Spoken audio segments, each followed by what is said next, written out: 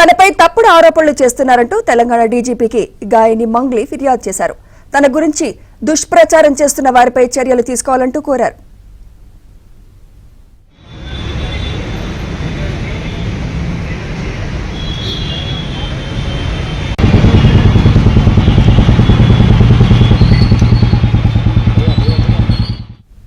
ఇదే అంశంపై మరింత సమాచారం మా ప్రతినిధి శశి అందిస్తారు. శశి, గాయని మంగ్లీ ఇష్యూపై డీజీపీ ఏమన్నారు? శశి, మంగ్లీ వరుసగా పోలీసు ఉన్నతాధికారులను కలుస్తూ ఉన్నారు. ఇప్పటికే తనపై వస్తున్నటువంటి ఆరోపణలు, ఆ తర్వాత అడ్వకేట్ సుబ్బారావు చేస్తున్నటువంటి ఆరోపణల మీద చర్యలు తీసుకోవాలంటూ కూడా ప్రధానంగా పంజగుట్ట పోలీస్ స్టేషన్ లో ఫిర్యాదు చేసిన అనంతరం హైదరాబాద్ సిపి సజ్జనారాయణ కూడా కలిసింది. తాజాగా ఇవాళ డీజీపీని సైతం కలిసి ఫిర్యాదు చేయాలంటూ కూడా భావించింది. అందుకు అనుగుణంగానే డీజీపీ కార్యాలయానికి మంగ్లీ వెళ్ళింది. డీజీపీ అందుబాటులో లేకపోవడంతో law and order additional DGP Mahesh Bhagwat కు ఆమె ఫిర్యాదు చేసినట్లు కూడా తెలుస్తుంది. గత కొన్ని రోజులుగా అడ్వకేట్ సుబ్బారావు తన మీద అసత్య ప్రచారాలు చేస్తూ ఉన్నారు. తాను కోట్లాది రూపాయలు జనాల నుంచి వసూలు చేశానంటూ కూడా అసత్య ప్రచారాలు చేస్తున్నట్టుగా ఆమె ఫిర్యాదు చేసింది. దీంతో అడ్వకేట్ సుబ్బారావు మీద చర్యలు తీసుకోవాలంటూ కూడా ఆమె పోలీసు ఉన్నతాధికారులను కోరినటువంటి సందర్భం కూడా ఉంది.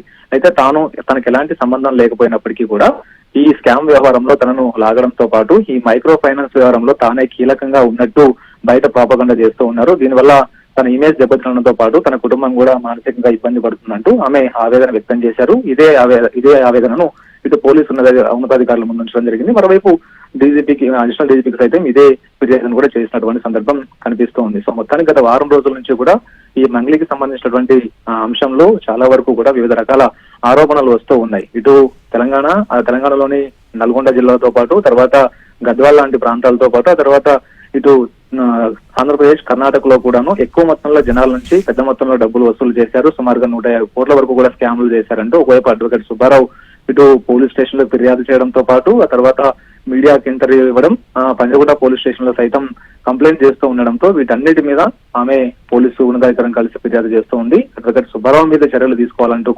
కోరడంతో పాటు, మరోవైపు ఒకవేళ బాధితులు ఎవరైనా ఉంటే తనకు సంబంధించినటువంటి పేరు చెప్పి ఎవరైనా డబ్బులు వసూలు చేసి ఇబ్బంది పెట్టుంటే మాత్రం వారి మీద కూడా చర్యలు తీసుకోవాలంటూ కూడా ఆమె పోలీసు ఉన్నతాధికారులను కోరారు. మొత్తానికి డీజీపీ అందుబాటులో లేకపోవడంతో అడిషనల్ డీజీపీ మహేష్ భగవత్ కు ఆమె ఫిర్యాదు చేయడం జరిగింది. Sumitra, right, thank you Shashi.